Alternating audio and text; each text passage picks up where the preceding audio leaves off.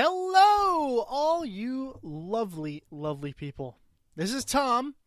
I am flying solo at the moment, mainly because I am recording this piece over a month after we actually recorded what you were about to listen to. So, here's a quick explanation. We fucked up. It's as simple as that. We had this plan of having 3 episodes a month where we cover the news, and then the 4th, the last week, would stay with Steven and his Not America report.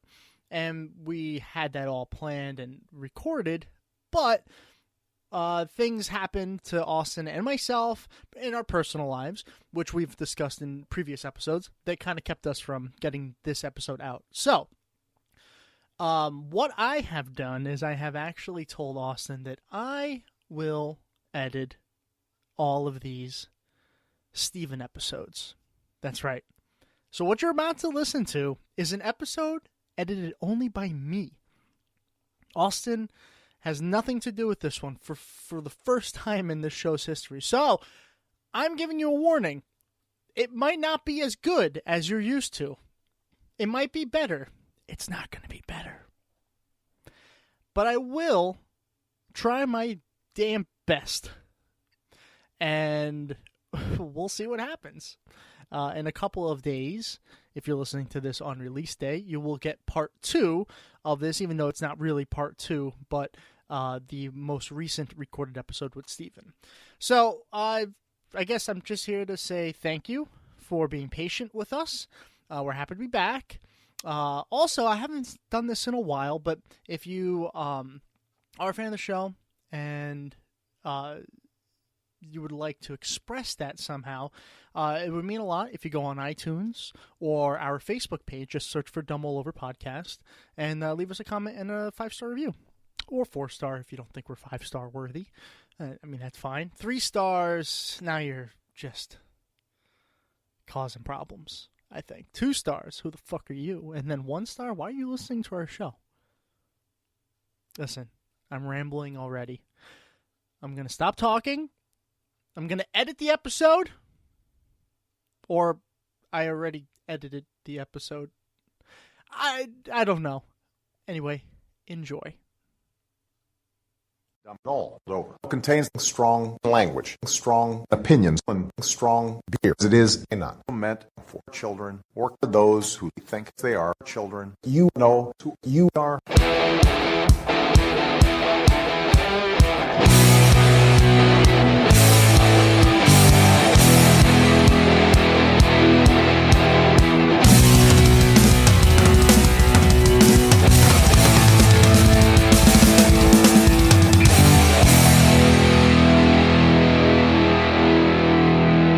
Trust me, I'm like a smart person. Hello, everybody, and welcome to this sort of special episode of Dumb All Over. And I say sort of special because you see the original intro does not exist for these special intros. You see that, Austin? I see it now. Okay, very good. I'm Tom, and that other voice was Austin. And we are joined this week by our good friend, who has many titles on this show. One of them being the UK correspondent, the other being the world correspondent, and I think there was another one, but I don't remember. And I don't care to remember right now. But he is the host of the lovely Not America Report. Welcome to the show, our friend Steven. Hi, Steven. Hello, boys. How are you both doing? Fantastically terrible. Yeah, not too bad. Well, that's a shithole country you live in. That's exactly. Norway. I wish I lived in Norway. Oh, you kidding wish. me? You wish. I do. Strangely enough, you can go to university for free in Norway. Yeah, there's a lot of good things about. To be Norway, fair, I can do that No, in New York. I mean, too. you can as an American. Oh, really? As an American, you can go to, because they'll accept anybody for free at their universities in any country. You see, I'd be very intimidated to go to a country like that because I don't speak Norwegian at all, and I'm not sure. The lovely people that do it in English for you. Well, true. Or Tom but could just come here to New York, where university is also free. I could, but then I have to deal with like 8 million people, and I get really annoyed when there's 4 people on the road. No. I'm just saying. Well, I don't then like you a lot continue of to people. toil away there forever. Go ahead. I will. Steven, how have you been since the last time we spoke, which was insert. It's quite a while ago, yeah. It was a while ago. It was about 2 months ago, wasn't it? So, Has it been that long? Wow. Jesus. It's about that, yeah. It's not long, time, not yeah. long enough. So, I mean... there's been Christmas and New Year and Valentine's nothing's happened. All those kind of things. So, yeah, it's been fairly quiet. You know, the whole world, I think, has just stopped waiting for you to actually get back in with podcasting. You might sound like you're joking, but it does certainly seem like as soon as we decided that we're not doing the podcast, everything, at least in America, shut down. They shut down the whole government. Well, yeah. Yeah. They were like, we are not coming back until that show is back in the air. And then, sure enough... I can't go without having my report every week. Shut it down. Shut it down. Well, absolutely. I mean, why would they continue without you being commentating on them? Exactly. No, it is pointless. But I do assume that there was a lot of world news. So without wasting any more time, let us bring back the first edition of the 2019 version of the Not America Report. Look, I know a lot of people give Americans a bum rap for being stupid and knowing nothing about the world, but the reality couldn't be further from the truth, as I discovered on the streets here, asking US locals about the very world their country runs. Name a country that begins with U. Utopia. What's the religion of Israel? Catholic, probably. What religion are Buddhist monks? Buddhist monks, Islamic, I don't know. What is the currency used in the United Kingdom? Queen Elizabeth money. That's all I know.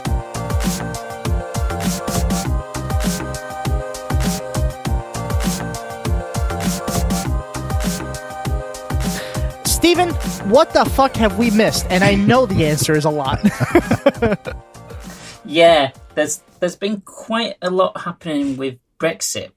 But that's still a thing? Yeah, like we're still talking. Thing. Wasn't this like 6 years ago that this happened? Well, it certainly feels like it, but just to skip over a few of the things that's happened elsewhere. I mean, obviously the protests in France are still going on with the whole yellow vest movement. Unfortunately, it's taken a bit of a dodgy turn over there because there's been infiltration by the sort of right-wing and anti-Semitic types. So Trump supporters? Seemingly. Macron isn't taking a very good view of it anyway, so his authoritarian sort of stamp down on it is kind of causing to be more of a backlash against him than if he just let it run its course, I think. So that sounds about right. But it's interesting to see that, you know, they are achieving some results in some of the initial things they were protesting about. So it does show that people protest can actually make a difference in some respects. Do you know if you might not know this offhand because we don't? I don't prep you with anything that's going on in my head. Do you know what the country views or how the country of France views Macron? Like, are they more favorable, or is his popularity as bad as Trump's? Oh, his popularity has plummeted. Yeah, is it bad? His reaction to this. I mean, he'd come in on a ticket of being the compromise candidate to keep out the far right candidate, right? And that was kind of the height of his popularity. He's shown himself to not be experienced enough to be able to cope with the vagaries of what government actually requires of him. He's been quite good at sound bites initially, but actual policy tended to go away from what people wanted, particularly him going towards what was the neoliberalism, which people were wanting to move away from. And he seems to have just further enraged one section of the community or another slowly, to the point where these protests seem to unite quite a few different sections of France against him. That's not good. You know, it's particularly over taxation of fuel and things like that, with some education changes in, and it all just blew up in his face, basically, and his popularity has plummeted as he's shown himself incapable of dealing with this properly. At first he tried to resist it, then he backed down to them, and then now he's trying to make a strong face of it. And it seems to be kind of the Trump method of not being able to do the right thing in response to a crisis, doing the polar opposite of what actually should be done. So as a leader, he's not doing very well, and also it shows that elsewhere where there's the push for more centrism against the socialists that come up, particularly in my country and to some extent yours, shows that centrism isn't really the thing now anymore. It's not working. No way. What? So Wait, and that's disappointing for yourselves. Although to be fair, a lot of your people who are on the left are actually still closer to the centre. True. But still, it seems like it's showing that the division that previously happened more or less 100 years ago, where people went to the polar right or left, is carrying on, and those that are trying to stay straddling the centre are going to end up getting run over. Clearly. Yeah. And it's happening. If it's it obviously happened in the United States in 2016, and it's happening all over the world in every country. In Italy was a good example. Italy was one of those. They had a centrist. I think the prime minister was named Matteo Renzi. I think his name was. Yeah. And he, Italy rejected him, and now, if I'm not mistaken, the 5-star movement is still in power. Which is along with the Northern League, which is the far right. So very frightening. Yeah, and then Italy's in a worse position than it was previously under the centrists, unfortunately. Yeah, wow. So it's kind of what a shocker! What a shocker! Yeah. But they're, obviously the Italians don't have a history of stable governments or of actually avoiding fascism. No, they've never had fascism ever. But the one thing we have in our favour is that at least if the Italians really do get really belligerent about their stance and decide to try and export that elsewhere, it shouldn't really be any problem to anybody, because, as they say, what's the difference between Italians and toast? You can make soldiers out of toast. So we don't have to really worry about the Italians exporting their fascism anywhere else for military means. But unfortunately, there's still the political way in which sort of that fascist ideals is spreading out, and some of it's been done by people from your country who are stoking up, particularly in Europe, the right wing, the likes of John Bolton and Bannon. Well, see, and things. that's the thing I was worried about, because I remember the last time Italy seemed to embrace fascism, they had a little help from a country in Europe, which will go unnamed. Yeah. And Germany. Yeah, it's Germany. And I fear that, this time it could be our country. The United States? I know. Yeah, it's kind of weird to think about it. Like, in both World War I and II, we were on the Allied side, the ones trying to fight it. This time, we might form the Axis. Us, well, who knows? You might Brazil, do what the Italians did, where you switch sides halfway through. Probably not, unless probably not. No, you probably are going to be the axis of evil is probably going to be purely centered upon Washington DC. Because if you think about it, there's enough countries on the far right now that they could technically form. I mean, the U.S., Brazil is another one. Poland has not exactly been a left country. Italy, which, again, as we both described, Italy's good for the pizza. And who knows what the fuck's going to happen in Venezuela. Yeah, exactly. France is now... No, I don't think so. Macron doesn't have Who knows? Yeah, there's a number of South American countries that are falling that way. France, I think, if it came down to it, I think France would be more likely to turn to the left. Yeah, I hope so. I hope so. Well, didn't they had Germany? A leftist candidate. Germany is the right. They did, yeah. Mélenchon, who at the time didn't really have enough experience under his belt to come across as a viable candidate. But since then, he's shown himself to be more popular. Oh, okay. That's good. Slowly, his popularity is improving. What was his name? I'm sorry, I didn't catch it.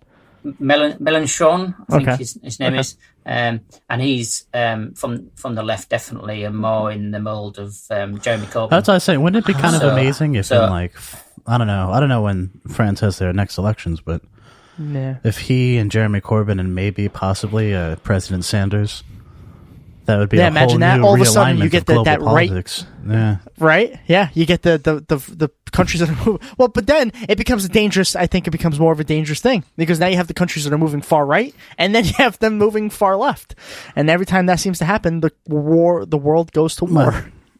Yeah, it's difficult. I mean, the future would be helped if there was a lot of these countries that previously had been the epicenter of the world wars, if they were in some kind of political and economic union to stop them from actually going into a war. Well, most of them are, Stephen, except for one. Yeah.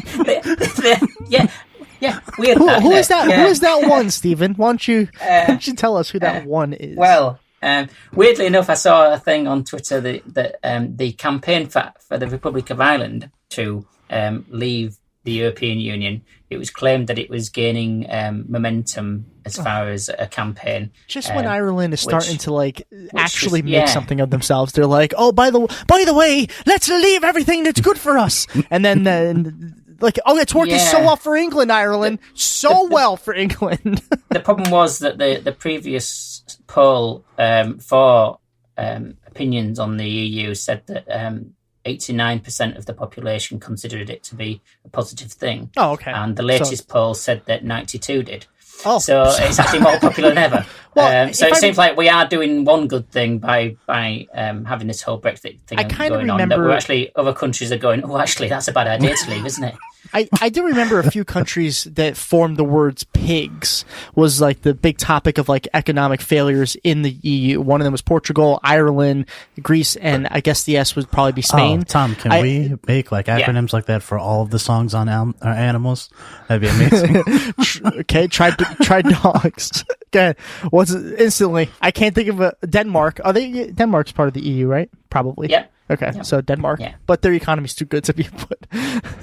And technically in their own language, Austria, that's spelt with an O. So that'll be the next Indiana Jones thing. But we could take Germany then, right? Yeah. Yeah, there you go. Yeah, although in their own language it begins with an A, but no, Austria is another place. Yeah.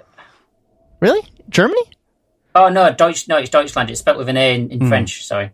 But Austria is another place where they've got a right-wing government. That always goes well. Good. Good. The country that actually gave and that's birth. never gone wrong before, has it? No. It's fantastic. Yeah. Maybe we'll get another Mozart. But the other places where they do have right-wing governments in power in Europe are not taking the same ultra right-wing stance. I mean, Germany has a right-wing government, and they're avowedly, anti-fascist and against the anti-immigration policies of some of the minority parties that wanted to push that. The Republic of Ireland, that's very right-wing in its political parties. The two chief political parties that keep vying for power there for a number of years, for decades, have been both, a right-wing party and a centre-right party. Yet still there's these positive, progressive policies that are coming out, because what the population actually wants is more of these progressive policies as far as moving into the 21st century, really, with things like abortion and such like. So are you implying that Ireland listens to its people? The government of Ireland listens to its citizens? When they give them a referendum on something sensible, yes. I mean, if you ask them about something that is beneficial, same-sex marriage or abortion, and that the result could be actually positive. But if you give them an option of doing something incredibly stupid, like devastating the country by coming out of an economic union, that's not a good referendum to give people. Probably not. So, but the appetite for that union, despite there being the separatist groups, those that would like a Brexit style thing for their own countries within Europe, the appetite just isn't there. It's shown that our mistake has, improved the EU's stance within the rest of the EU countries. Well, that's the thing. If it went well in England, like everything went exactly the way they predicted, and everyone was happy about it, well, then Ireland probably would do it then. But Well, hasn't gone well, has it? Well, no, it hasn't, and this is what this tweet was about. It was from the actual group that is purportedly in favour of the Irish exit, and they were saying that it would remove all the troubles that we're currently facing to do with the Irish border, and that would solve things and make things better, and Ireland would be better off as well. But it wouldn't solve any of those problems, and it would make both of us poorer. And fortunately, they are in a minority despite what they're saying. But as you're saying, there is a theory out there amongst people who are ultra Brexit favouring that the EU is trying to give us as bad a deal as possible to stop there being encouragement for others to leave. But when you actually look at what they have agreed to, they've been incredibly fair, to be perfectly honest, and they're giving us a bit more than they really have to do. Mm-hmm. So the idea that they're trying to punish us for leaving is not really true, despite what the conspiracy theorists might come out with. But then conspiracy theorists don't base their conspiracies on fact, otherwise they wouldn't be thinking there's a theory about it. It'd be conspiracy fact. That's true. So with all this Brexit talk happening, God, I hate turning on the news and seeing foreign stuff on my TV. But I turned CNN on and they're talking about Brexit. Why? Why do I care about Brexit? What is going on or has happened in the last 2 months? Why is CNN actually covering it for a moment? Well, by the way, it was 2 minutes and that's it. I think it's probably because it's mostly English-speaking white people. So that's why it's covering it for a start. Sort of. You don't really speak English. It's more of a dialect. Wow. Yeah. You added "you" to the word "color." That's a little barbaric, if you ask me. Yeah, but anyway, and we don't know how to pronounce the word aluminum properly, do we? Yeah. How do you pronounce it there? Aluminium. It's aluminium, apparently. There you go. Despite the fact the guy who discovered it, who was English, but the guy who discovered it was aluminum. Calls it incorrectly as well. So the guy who discovered aluminum actually he said aluminum. Oh, okay. So it was and he discovered it and he was British, so it's a bit of one of these. That's a weird things. Yeah, but that's a weird one. There you go. But back to the question about. Wait. Before we go on to that, how do you say the sportswear company that starts with an A? I don't want to say the word. Its logo has 3 stripes. Oh, I know what you're talking about. Yeah. I don't. Adidas. Okay. Moving on. How's Brexit going for you? That was so pointless. No, it's not. I heard it I was watching a YouTuber and they were like, "Oh, I got these lovely pair of Adidas," and I actually had no idea what they were. So I looked and I was like, "Oh, they're Adidas." Oh, gotcha. Go on. It's 2 German people's names, isn't it? When they founded the company. I know it's German. I didn't know that part though. Yeah, and then one of the brothers had a row with the other brother, and he left, and he formed Puma, I believe. Well, that was probably better than the Grittlers that they tried to sell over here. I don't even know. No, it would have been Goebbels. I don't know what Hitler. That is. Grittler. Very clever. Very clever. That's good. I thought that was some kind of bear joke then. We don't joke about that, Steven. Was there? Yeah, no. Don't joke about bears. It's very serious. Very serious matter. All right, so I want to interrupt you more. How's it been going there? Brexit, yeah. Now, shortly after we had our last conversation about the subject, Theresa May was due to put her Brexit deal to the British Parliament in order to them to vote on it and decide whether it was a bunch of shit or just slightly shit. And that's not a great option. No, not really, but now it's Brexit. She decided that that's what she was going to do, and that was back on the 11th of December. And then she backed out because she feared that she wasn't going to get enough support for her deal. Probably a smart plan. Probably a smart plan. That's what you do when you fear you're going to lose. You just decide not to fight. So, but 2 days later, she then faced a no confidence vote from within her own party. It's outside the parliamentary chamber. It was just a separate thing from within their own party, and she managed to survive that with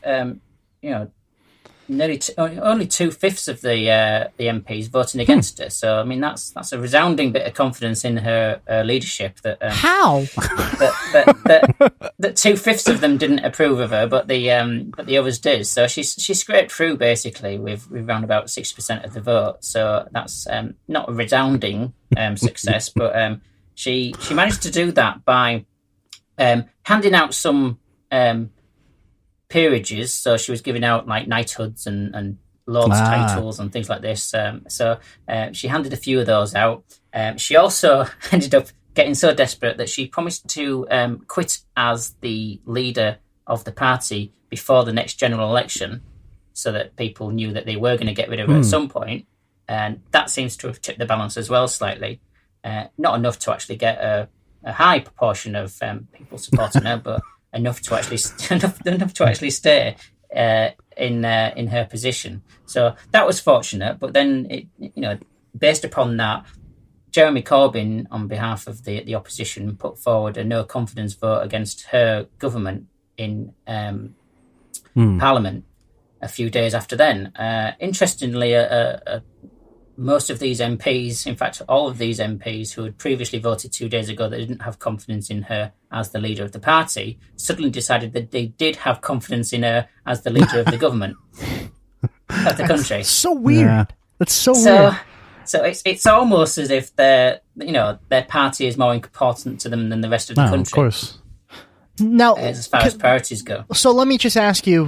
Now, I think I understand how the vote of no confidence works, but just in case somebody doesn't, if they found her if they had no confidence in her and she lost that vote, is she gone? Is she no longer the prime minister? Like at that moment, or how does that work? If she'd failed the no confidence vote within her own party, then she would be deposed as leader, and she wouldn't be able to stand to be the leader of the party, and they'd have another election within their own party to see who the leader would be, and that person would automatically be the prime minister. So within their own party. So that's it the one within their own party. It wouldn't be a real election between all the parties. Okay. But if she'd failed the no confidence vote within Parliament, which Jeremy Corbyn had put forward, if she'd lost that, then it would have actually basically, there's a bit more to it, but it would basically have triggered a general election. Wow. Jeremy Corbyn would have been offered the chance to form a government, and he probably wouldn't have been able to do it based upon the numbers that there are in Parliament, so it would have actually then triggered a new general election, which would be a good thing. It's what really the majority of the people who on the Labour side want, is another general election to be able to put to bed the impasse that we've got with Brexit and a lot of the policies that are going on elsewhere within government. So that would be the preferred option. But unfortunately, her MPs decided that rather than, sticking to the lack of confidence they had in her as leader, they would now back her as being leader of the country. So that didn't work out so well, but she survived, which is amazing really for her. But she decided then that she'd wait over Christmas and then bring her deal to Parliament to actually vote on, which she did on the 15th of January. And she put it to the House of Parliament, and she managed to get 202 votes in favour of her deal. That meant that there was 432 voting against it. Oh shit! Which is interesting in the fact that it's actually historically the biggest defeat for a government in UK history. Oh my god! That's bad. So, that's a pretty bad loss. Like, okay, if you lost by 50, okay, that means most of the people agree, or almost half agree. But when you're down by 400, oh my god! Yeah. No one. So Jeremy Corbyn decided again to try and put forward a no confidence vote in Parliament, because he can keep doing that. The Conservative Party can only do it once a year as far as their own leadership, but Jeremy Corbyn could do it every day if he wanted to. Seriously? Why is that allowed? As long as the Speaker of Parliament allowed him to put that motion on the rolls as far as the agenda for the day, then so what would theoretically? What would stop the Speaker from doing that? I'm really curious about this, because this is so far and different from our system. Yeah, it's called democracy. It's true. Our Speaker of the House just claps sarcastically at the president when he says horrible things. Now, ours has been doing a fantastic job. I wasn't massively keen on him before before the Brexit thing. Is the Speaker? I'm sorry to keep interrupting, but to set the stage, is the Speaker part of the power of the party in power, like it is in America, sort of? Not as a matter of course, which I should explain that the current Speaker. He is actually John Bercow. His name is. He is actually a member of the Conservative Party. Okay, but he is voted to be the Speaker separately by the Houses of Parliament. He's voted separately to be the Speaker, separately from the government being voted in. So it could have been a Labour one. It could have been one from the Scottish National Party. It could have been from any of the parties. It was just whoever collectively had the most support from MPs. Now, it usually is whoever is the majority party and therefore the government. But in this case, he's managed to stay in power with the support of most of the parties involved because he's shown himself to be fair and not be partisan. Okay. There's a strange quirk, in fact, that historically, if a speaker is still the sitting speaker, when it comes to a general election, the other parties don't put up a candidate against them, which is just a kind of gentleman's agreement type thing. Okay, but he's shown himself to be incredibly biting and critical of the government's behaviour of a lot of the things to do with Brexit and to do with other policies as well. Not in him actually speaking out against the policies themselves, which he's not allowed to do, but he's been, as far as parliamentary procedure and the rudeness that they've shown and the discourtesy, and he's been very, very passive aggressive in the way that he's actually spoken to the people on the government side a lot of the time. It's been there's clips floating around on Twitter and YouTube of how of him basically cutting them down, which has made him a lot of fans, to be perfectly honest. But the reason why he wouldn't let it be on the no confidence vote be on the roll every day would be because it would be seen as being partisan. It would be seen as being tying up the movement of government with a single issue. And if it hadn't been seen to be worthwhile and got enough votes on one day, there'd be no point in doing it the next day. There needs to be enough business to have happened before they can have another vote to justify why there would be a change in feeling. So, I gotcha. So it was put forward again, and as it turns out, Theresa May again survived, despite not having the confidence of her own party on her own Brexit deal. They still said that they thought she was worthwhile to be the leader of the country. She won only by 19 votes, though, so she was, it was quite close. Oh, well, that's really close. Yeah. So if she makes one more big fuck up, and Jeremy Corbyn's like, let's do a quick vote. She could be out any minute, technically. Yeah. I mean, the downside is that there are about a dozen seats in the House which aren't occupied, because they are occupied by MPs from Northern Ireland that refuse to take their seats based upon the fact that they would have to swear allegiance to the Queen. And because they're Republicans and they're in favour of a united Ireland and such like, they refuse to do that. So they still get voted in, in those areas with the knowledge that that's what they're going to be doing. But if they'd have been in Parliament, it might have changed things slightly and given more chance. But there's no way they'll take up those seats, even though they're more favourable to the policies of the Labour Party. The name's Sinn Féin, which you might have heard the name of the party. But so unfortunately, it does decrease the chances slightly there. But slowly, there are Tory MPs, Conservative MPs that are actually thinking that things are getting too close to the wire with Brexit and things, that they might have to give up party allegiance in order to support the country instead. And if enough of them do that, and it only needs a handful really, that could potentially do it. So, but yeah, so she managed to hang on to her position as the at least the de facto leader of the country, even though she's doing such an awful job of leading. She's actually being led by the pro-Brexit group within her own party, seem to be calling the shots. And her priorities do seem to be that it's completely wrong to what you would expect.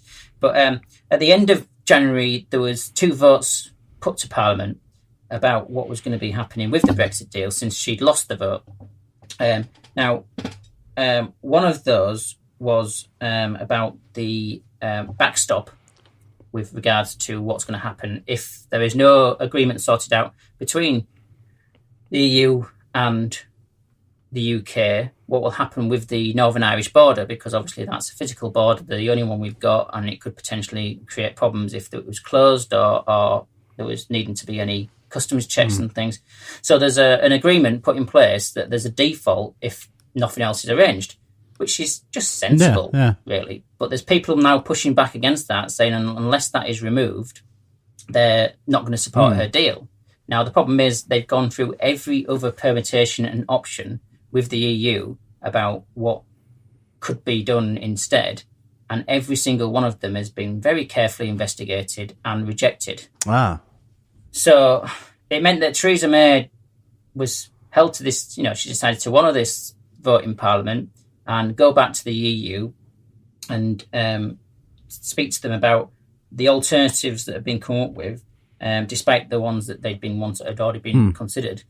And it did mean that, within an hour, she basically learned how people say fuck off in 27 other languages. Because she got absolutely nowhere with it and was given a very definitive answer, basically, of no, this, we've already negotiated this is not changing. One of the other things that was put forward on the same day was that Parliament voted to agree that there would not be a no deal option, that we would not leave the EU without a deal. That it would have to be a deal, otherwise either it would be delayed or cancelled. That was agreed upon. That was voted by the majority, and then she's taken a different approach to how to actually deal with this situation. She's decided to just completely ignore it. Sounds like the way I would handle something.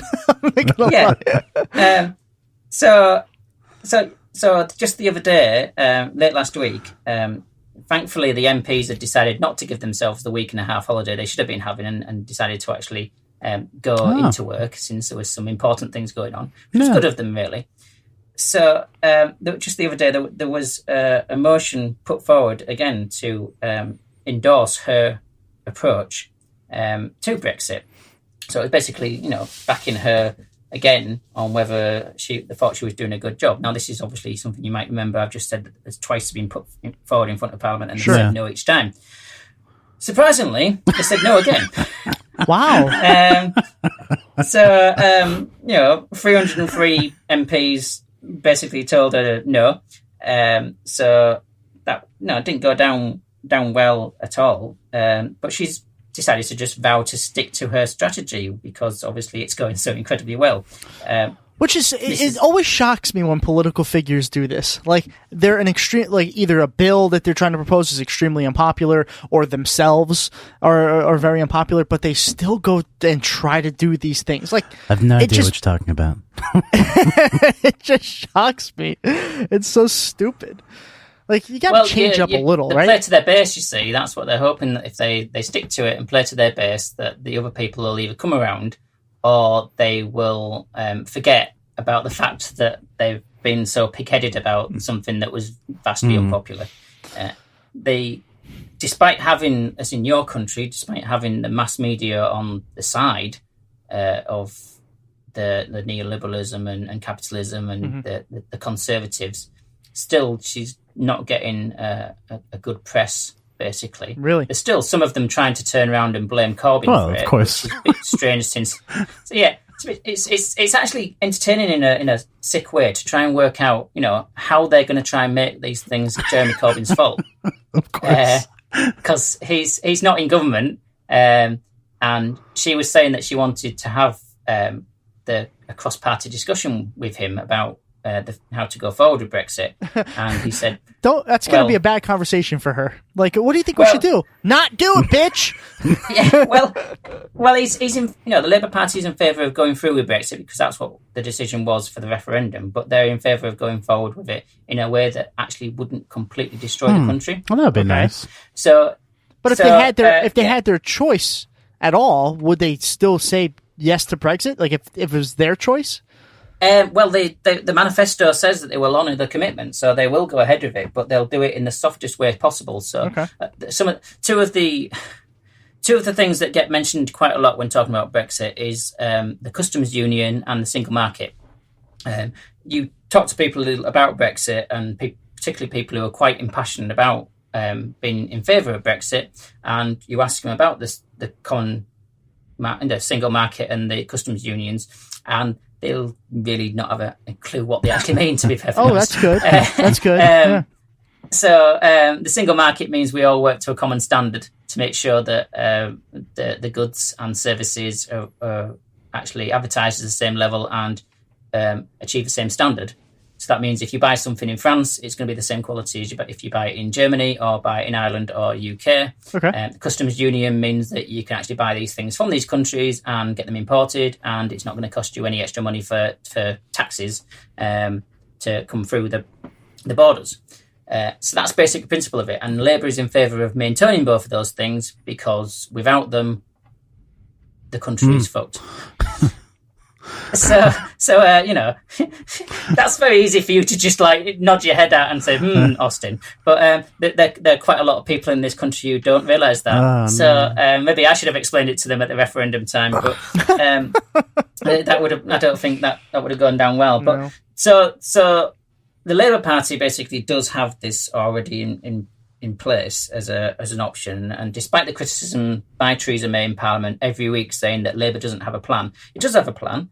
It's been in place for like 2 years. It's quite detailed. It's got a lot of the good points covered that need to be covered. The EU leaders have already shown themselves to be more favourable towards it, and it is actually the only one that will get a majority of MPs voting in favour of it, considering their own voting records and stances on Brexit. But of course, Theresa May won't back down from the position she's in, where she's got these 2 red lines that she's set herself to try and please 2 opposing sections of her own support, which can't both be pleased at the same time. And yet she's now been accused of basically running the clock out, which I think is a sporting analogy. It is. Yes, it is, Steven. Sorry. Good job. And that's what she's been accused of doing, in the fact that she wants to push it to the final minutes in order that people will vote for her deal rather than go for no deal. Okay. Increasingly, it's looking like there's a belligerence about to not actually have that happen. But since she's already been told that Parliament won't accept no deal and that she shouldn't even be negotiating on that aspect, it's difficult to see where she thinks she's going to go from there. However, there are preparations going on for a no-deal Brexit. Now, we've just had news the other week that the government decided quite wisely that they needed to get some extra shipping in to potentially transfer goods that we would need in an emergency situation. So they paid, I think it was £16 million to a company in order to contract them to do this shipping of goods. The weird thing was that they were going to do it from a town called Folkestone, which is a coastal town. Now, its harbour isn't deep enough to actually take these ships that would be needed. Which sounds like a problem, Stephen. Well, no, it's actually not a problem, because the shipping firm that they actually contracted for £16 million to do this doesn't have any ships. Okay. Wait. So it's not a problem. Wait. Okay. I see how they solved that problem. It doesn't have any ships. It doesn't have any employees. It doesn't even have a telephone number. Is that a pyramid scheme? It does have a website, but its terms and conditions on its website were discovered to be cut and pasted off a fast food delivery service. Get the fuck out of here. Due to the uproar about this, the government has actually withdrawn from this agreement with this company, but only based upon the fact that there was some financial backing was pulled from elsewhere, not because of all the reasons we can obviously see as being flaws in the argument for them actually maintaining this shipping. There's the transport minister we have over here is a guy called Chris Grayling. Okay, is he fired? No, because he's known as Failing Grayling because his fuck ups over the years, which has kept him in for some reason they've rewarded that failure. He's been transport minister for quite a while, and he's presided over a number of complete and utter screw-ups. He was the one who, against all advice that had been coming to him, decided not to institute any policies or procedures to deal with drones flying around commercial airports. And obviously Gatwick Airport was closed last year for a few days because of drones being flown around them. He's also the one that instituted a new railway timetable. And over here, we rely upon the railways quite a lot for passengers across the country. And he instituted a new timetable across the country, which basically created gridlock for about 3 days. And then they had to go back to the old one. So he's not known for being a successful man. Clearly. He's still, but maybe it's one of these sort of, that theory that you have where you have an ugly friend that you take out with you. Oh, jeez. That makes you look better. Yeah. I'm just wondering whether Theresa May is using him to make herself look more competent. No. Or maybe he's trying to build his resume to be the president of the United States, because that sounds like the resume of a president of this country. Yeah. But the other good thing that actually got revealed yesterday, in fact, to do with a no-deal Brexit and preparations, is that the EU itself is preparing for Brexit. Now, they've been preparing for a no-deal Brexit for quite a while because they're clever like that and they think ahead. But the latest thing that's come out yesterday is that part of their preparations involves them sending food aid to us. No. Because that's how fucked we're going to be, that they're thinking, right, their own government's not going to be able to look after them based upon how they've been behaving. So we better actually make sure that these millions of people aren't starving. So we'll actually set some things up to try and just protect them. They're going to treat you like a third world country? Yeah. Yeah.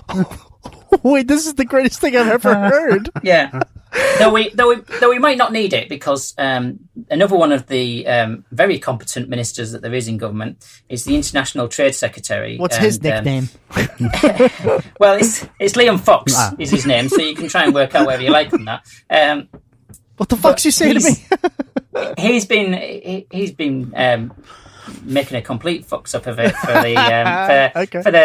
for the last 2 years that he's had to try and negotiate trade deals with other countries to replace the 70 different ones that we currently have in place via the EU. And recently, over the last few weeks, he's actually managed to secure trade deals, and these are the first ones he's managed to do after 2 years. He's managed to negotiate trade deals with 3 countries. Okay. Which is, which for him is quite a success. Okay. Now those 3 countries that we now have deals with, the Faroe Islands, Chile, and Switzerland. Oh, okay. So. Now the deals unfortunately aren't quite as good as the deals we already have. Just get to move on from that. What's the first? What's the first place? Right, I'll go through them in order because Switzerland, obviously, Switzerland. Yeah, they're fine, and that doesn't sound like a bad achievement. No, that's pretty good. You've got to take into account that the Swiss will do a deal with anybody and trade with anybody. I mean, especially if you're Nazis with Jewish girls. Okay, so that's not a problem. Although Switzerland does only account for 2.1% of our trade. I don't care about Switzerland. Next. Next. Right. Well, next is Chile. Okay, fine. Right? That's a country that everyone knows of. And that's 0.1% of our trade. Great. So the one that's 99% of the trade apparently is what? What, the Faroe Islands? Okay. Faroe Islands. Oh. Yeah, it's spelled Faroe. Okay. Hold on. I gotta look this up. I have never heard of this place. There's no one living there. It's huts. If you Google image this place, it's 2 buildings and a mountain and a lighthouse. Apparently. Listen, you may dismiss this as being something that is only a minor thing. It's a minor thing. but they do account for 0.013% of our trade. That is momentous. That is really brilliant. Just think about how much that's going to help. But the fact that he had to go to this country and it's such an achievement that this country is like, yeah, we'll trade with you. That it's one of the top 3 of the. Yes, it's crazy. It's between Iceland and Greenland, by the way. No, Tom. It's not one of the top 3. It's only 3. Yeah, it's such a minuscule spot, by definition, but it's still worth of mentioning. Yeah. It's also the worst true. one because it's the bottom of the tree. It doesn't matter. He could have went to anywhere else. But he tried. I mean, he went. His initial thing about a year and a half ago was he was very confident he was going to get a trade deal with Czechoslovakia. Their coat of arms is just a goat. Yeah, that's what it is. It's just a goat. Oh, is that what they trade? It should have been. Yeah, it's fish okay. mainly. But he was very confident about getting a trade deal with Czechoslovakia until somebody pointed out to him that Czechoslovakia had ceased to exist back in 1992. And it's now the Czech Republic and Slovakia as two separate countries.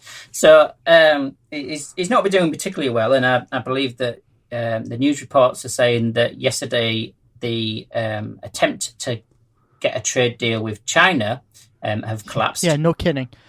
And China is quite a big deal as far as UK trade. I mean, it's not the majority. The majority is what's it called? Oh, the EU. Wow, you guys really should just make them angry. When you go to economy in the Faroe Islands of their wiki page, it doesn't have an economy. It says, I'm not kidding, this is a paragraph. Since 2000, the government has fostered new information technology and business projects to attract new investment. Great, right? The introduction of Burger King has widely publicized as a sign of globalization in that their achievement was getting a Burger King there, and you... Yeah.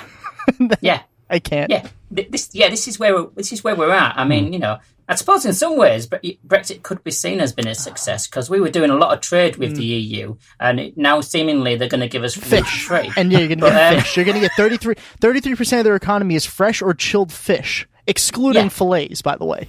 Specified. Yeah, and that's what we want. We want all that fish, obviously. So funny.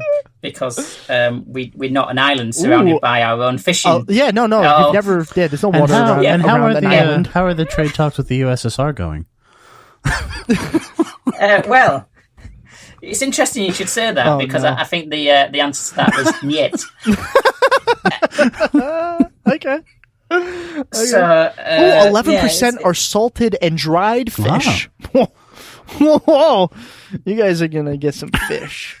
It's going to be great. I mean, it really is. The greatest fish.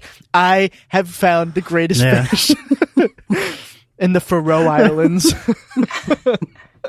Yeah, I mean, it's basically a country created off the islands that are off the side of another country that used to be part of another country. Yeah. So it's the mistake of Greenland, pretty much. It's the child that the condom broke, and this is what you get. You get the Faroe Islands. Yeah, I mean the Danish had Greenland and the Faroe Islands, and then they let the Greenland go. But we kept the Faroe Islands because there's a lot they kept there. the Faroe Islands, who then went independent. Are we missing something? Are the Faroe Islands like everything? You drop Greenland, but you're like, no, but we want to keep Faroe Islands, of course. I'm fascinated with this. Why wouldn't you? I mean, the goat alone is. And the reason why they've got it on the coat of arms because they've only got one. What would you believe that their traditional food is seafood? Oh yeah, it's a surprise, isn't it? And really? whaling. Yeah, it is a surprise, and but as an economic powerhouse, obviously they contribute such a lot to the UK trade. They beat Austria in soccer 1-0 in 1992. What? What is this country? I'm sorry. I'll stop fascinating over the Faroe Islands. No. This is it. You're going to get citizenship. I can tell. I might move here. They give him citizenship. To be honest, it can't. Oh, and great. Like even they have universal health care. Fuck this island. Yeah. Fuck this stupid bullshit. I tell you island. what. Get in now before they build a wall. No. Yeah, build a wall around what? It's 2 acres. The island is like 2 acres. You can't build a wall. Tom, how can they afford universal health care? Well, yeah, but your country's more than 2 acres, and you can't build a wall. That's true. True. Oh man. Oh, it's cold there. Yeah. What are you talking about? We've already built the wall. It's already there. We got the money. Oh. We've declared a national emergency. I didn't have to, but I did it. I didn't have to, but I did it. No. It's strange that he's declared a national emergency within a couple of days of him actually doing the State of Union address where he said everything was great. Yeah. So everything it's is not great. an emergency, and it's great, but it's also an emergency. Yeah, that he didn't have to do, which I think is the opposite of an emergency. I'm happy he did, by the way. Yeah. he did. I kind of am actually happy Well, it that could he potentially be did. his downfall. It could too. potentially be his downfall, couldn't it? So, Well, it's if anything, it sets up. And this might not even stay in the final cut, whatever. But it actually, what it does is it sets up the next Democratic president to opening up an emergency for anything he or she wants.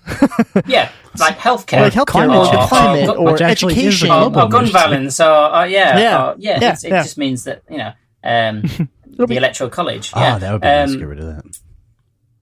Yeah, it's amazing. You can just state of emergency and just get rid of like your entire system of electing your representatives and bring in something that's actually democratic and doesn't involve rich people.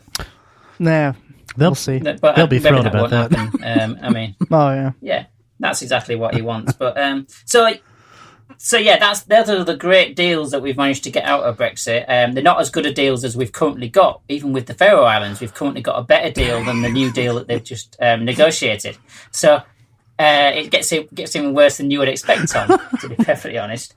But their religion is called the Church of the Faroe Islands. I'm not even joking. That's what their religion is called, the Church of the Faroe Islands. It's a church in the Faroe Islands. It's a singular building. Yeah. What's wrong with that? Congratulations. No, you struck a great deal. It's great. No. I mean, I advocate every country should only have one church. Yeah. And I mean one physical church. They call themselves Faroe Islanders. They're very imaginative out there. Oh, yeah, very creative. But if they're anything like the people from Denmark, then they're probably incredibly nice people. They're probably amazing people. It's probably the greatest country on earth. But I've never heard of universal it before. healthcare, so what, Yeah. And that puts them one. I mean, you'll probably find if you look on the league tables of a number of things like look for the population, the freedom index and the health index and economic prosperity and all this kind of stuff. You probably find that they're actually ranked above your own country. Their population is 48,000 people. Venezuela. 48,000 people live in the Faroe Islands. Just think of the difference you could make to their politics if you went over there. That's a good point. No, they'd probably make me even further to the left. I can only imagine. No, you'd probably get over there and they'll probably turn around and say, "Oh, he's a bit right-wing, isn't he?" Oh yeah, they're like, "Wow, whoa, Mr. Extremist over here." Calm down, Mr. It's like, here, have some salted fish. Yeah. This will calm you down. Because if you do ever get to any of the Scandinavian countries and Iceland and Faroe Islands and stuff actually come within that term, try to avoid having any of the fish, because they do some awful things with the fish where they basically let it rot before they actually salt it and then feed it to you, and it's just try to avoid fish they do that in Minnesota too. I'm a vegetarian. It's really weird. They do the same that's because thing. a lot of the people in Minnesota around the area, they're originally immigrants from Scandinavia, aren't they? That's why they tend to be taller and blonder and less stupid. But apparently also have bad tasting fish. I don't understand. Well, yeah. But they know how to make cheese, don't they? In that them that makes the cheese?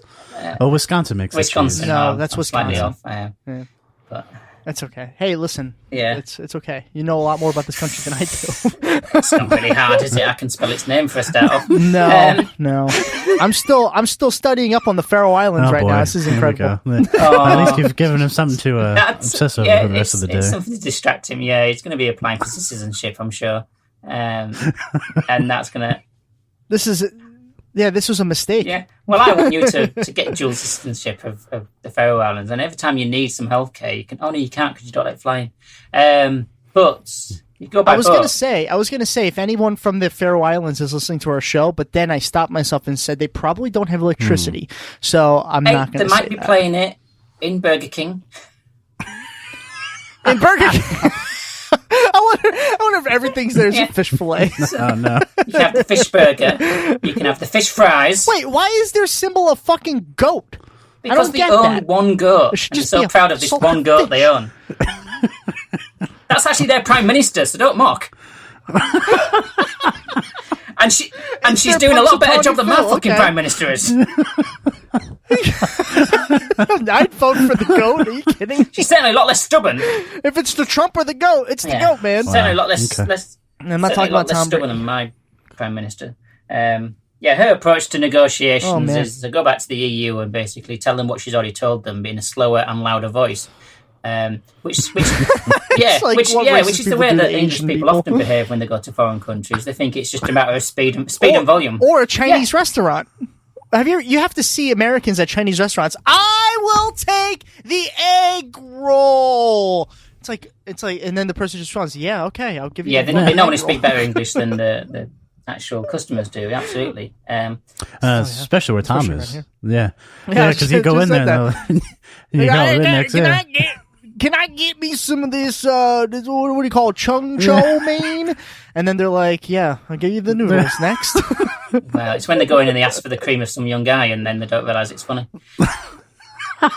There's not many Catholics around No, here, so. it's not. No. I don't know. I'm pretty sure that Pastor Manning told us they serve that at Starbucks. Yeah, they do. Yeah. He didn't just, Only on just say it. request. He Yeah. took us there. Did you go to It takes a lot of work. Because he's not far away from you, is he, Austin? His No, church? it's frightening. So have you been to the local Starbucks that nearest his church then? No, I haven't actually. No, but Austin and I have been talking about going to a sermon of his and just sitting there and just seeing the real Pastor Manning because it's not that Nah. far. So we might do that, and we might make well, I don't know. I'm kind of scared. I'm not gonna See, lie. he doesn't scare me because I'm not gonna lie. every time I hear his voice, for some reason, and this is probably an age thing, but for some reason, whenever I hear his voice, I just think of the owner of Tom out of Tom and Jerry, where he's going, Thomas! And so I imagine, below the view which I normally see of him, which is his shoulders and his head, I imagine he's just got these house slippers on and some stockings. So probable. It's probable. Yeah, It's probably probable, unusual honestly. for a priest to have Probable. that kind of deal going on. But yeah, I mean, as far as Brexit goes, anything can happen in the next week or so. We've got only 5 weeks left before we do collapse out of the EU with no deal unless something is sorted. So Nice. that's a grand prospect. I mean, I've got a trip in a couple of months booked to go to Italy, and I'm hoping I'll still be able to go because we won't be grounded as far as air travel or sea travel or going on the train. Because that's the very real prospect that if we don't have a deal and there isn't something else sorted out to cover the interim period, then we won't be able to trade, we won't be able to travel. We will, that's the severity of it. And people are going, oh no, no deal, we'll be fine. We survived before without it. It's like, well, yeah, but we didn't have this interdependency on trade, except for the fact we're more dependent on them than they are on us. So Now, that sounds really bad, but you should be happy that with all this, you'll probably still get to go to the Faroe Islands. Oh my God. well, the difficulty is we won't actually be able to use European airspace, so we might actually be able to take off. If we've got to go through Swim. other European Just swim. waters, we might not be able to get there either because obviously we've got to go past Iceland. This could be a problem. You're joking there, Tom, but it's a very real prospect that we might not be able to go to the I Faroe wasn't Islands. joking. What a disaster. What we do then, where we would get our fish from as an island that's surrounded by sea. Have you guys ever whatever? Okay. Yeah. Yeah, you could go fishing for yourselves. It's You really might think that. Whatever. You might think that, but a little bit. Faroe Islands can. If Faroe Islands is willing to give you fish, that's well, no, they're not going to give us fish. They're going to sell us They're gonna trade. at a rate that's actually. Oh yeah. Yeah. So go buy fish that you could just go get yourself. It's the same Yeah, fucking it's water. going to cost us more than what we currently would buy it off same- them as well, which is a bit of a shame. If anything, you could get some of those French fish, which probably taste better because everything tastes better in France. So, just whatever. I'll leave that alone. Thank you for the update. Well, it's all right. I mean, there's plenty of other things that happened in the world, but none of them are as important as what's happened in English-speaking white places. So, Exactly. Well, of course, yeah. If this is not, this is the Not America report, but it's still the yeah. white I mean, just House because report. the entire government of Sri Lanka has been dismissed and things like that happening, it's another. That's for elections in another week. Bangladesh. And also, it's just not important as this because. All right. Well, we'll see what happens Steven, next. if you're just going to name countries that are only important because Beatles have been there, then we can't keep doing this. Is it giving you a chubby? I've had one since I found out about Oh, the Faroe my Islands. God. Yeah, All right, that's a bit fishy. That Steven, is. thank you so much. Thank you so much for joining us. Thank you for It's coming. my back. pleasure, and I'll be It's back been next a time while. with the Faroe Islands update. Oh, no. Oh, yes. Talk dirty to me, Daddy. Wow. All right. Okay. Why don't you take this opportunity to say and plug whatever you want to say and plug? Well, obviously, Faroe people Islands. should pay into your Patreon and get the extra bonuses that rewards them with. And if they want to hear more from me, then they can check out the Real Britannia movie podcast, on which I'm one of the co-hosts. That's R Britannia on Twitter. But other than that, tune in next month and I'll be back at some point, I would assume. No. And I have to say, I am subscribed to that podcast, but I have not yet listened to an episode. He said, shocking no one. Because it involves movies. It's really tough for me to sit there and listen to people talk about movies that I haven't seen. I don't think we've covered any of the 5 films that you've seen. Well, and that was what I was just about to ask you. Can you cover Gladiator? No. Unfortunately, because it's not a British film, I think we'd find that's a no. But there is a sort of British person. What are you talking about? Russell Crowe sort is of from Australia, which was once controlled by England. So were you. Yeah. Okay, so then you have Joaquin Phoenix. It's a total British film. God. And I think it was filmed in British Columbia. You're missing out. It's got a British director. And it's got a British director. That's it. That's all you need. It's a British film. So can you cover I'm not sure. I shall mention it to my co-host, but I'm not sure he'll understand that it is a British film. We'll try and find something else that might appeal to you, but I imagine it's going to be quite difficult based upon your film watching. All right, Monty Python and the Holy Grail. Well, actually, the sister podcast has just done Holy Grail. Just recorded it last night, in fact. So that will be released soon. That's the Stinking Paws podcast. And the one that I'm on, we're about to review, in order for release at Easter, we're going to do The Life of Brian. Oh, nice. So maybe you tune in By for that the way, one. it was filmed partially in the UK. I just a lot of things now. We've got a IMDb. thriving film industry over here that doesn't solely rely upon actually abusing young stars. But it was filmed in Morocco, Surrey, England, Tuscany, Italy, California, two more Moroccos, another different place in Surrey, England. So I'm just saying, it's an English film. Right. Well, it is in English. It's in English, yeah. And it's in English. Which is weird. And it's in English. Whatever. Yeah, because I don't believe they did speak English and at that time, did they? Yeah, and actually that was one thing that always bothered me about Gladiator or any kind of ancient history movies that I've seen. They're all British. Yeah. It's like let's watch this movie about the ancient Greeks. Hello there, let's use our spears to attack each other. It's like, what? Have you not noticed that particularly since particularly the Romans and elsewhere, when they wanted to make them seem like an empire that was doing bad things, it was this evil empire that was invading other countries, and they've traditionally made them English. And the same with a lot of the villains now that appear in your films. That a lot of them are that's true. You know, ever since Die Hard, basically, you've had English people playing the villains, and it's basically because this is what's come from your country. This is what's been said from the industry, that the English accent seems to imply a form of intelligence, and obviously, as people from your country don't trust people who are intelligent, it makes it easier for them to identify who the villain is. Yeah, quite clearly. Yeah. Well, it's that, and because I watch a lot of History Channel documentaries, especially on the Romans and stuff like that, I think the British just have a better understanding of history. Well, we've got some history. That's the difference. Well, yeah, that's a big difference. You know what the worst example of fucked up accents in a historical piece I ever saw was it was a video game. It was Assassin's Creed that was supposed to be in France. During their revolution, and most of the characters just sounded British, but then there was one who was Scottish, I believe. It's like, aren't you supposed to be in France? None of them were French. The most screwed up. Tom won't understand what I mean here, but Austin, you might be familiar with this. There's a film called Highlander.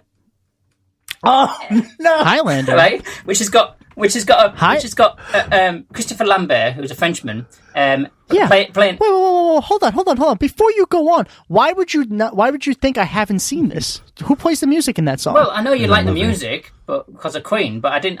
I've seen the movie. Well, you've got Christopher Lambert, who's French, and he's playing a Scottishman.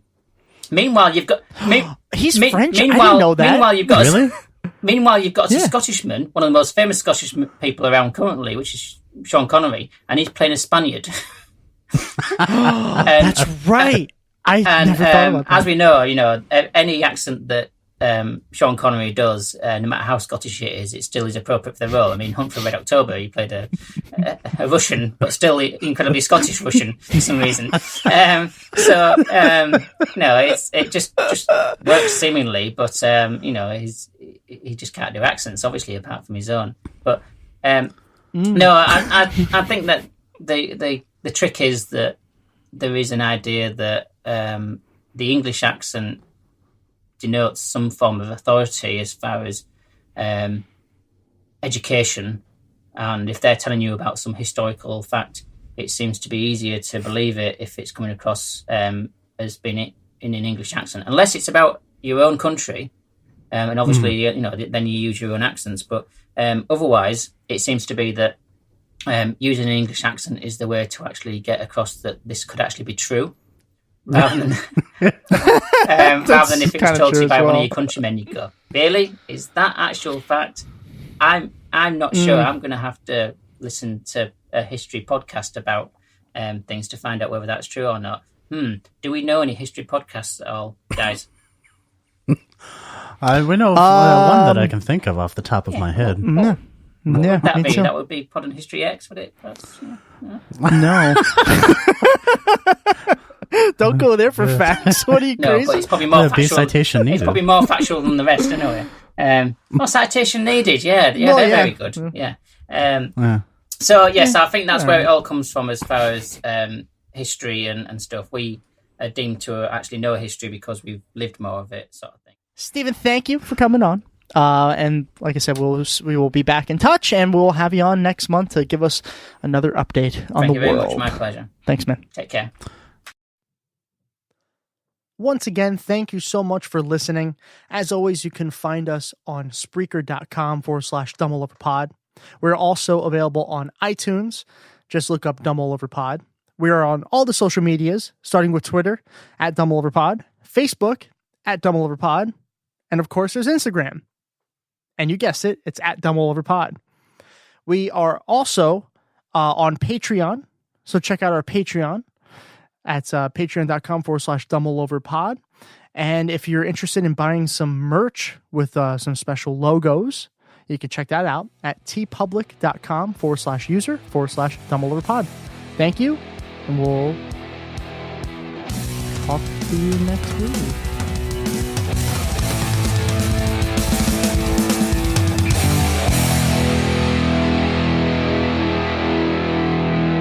Trust me, I'm like a smart person.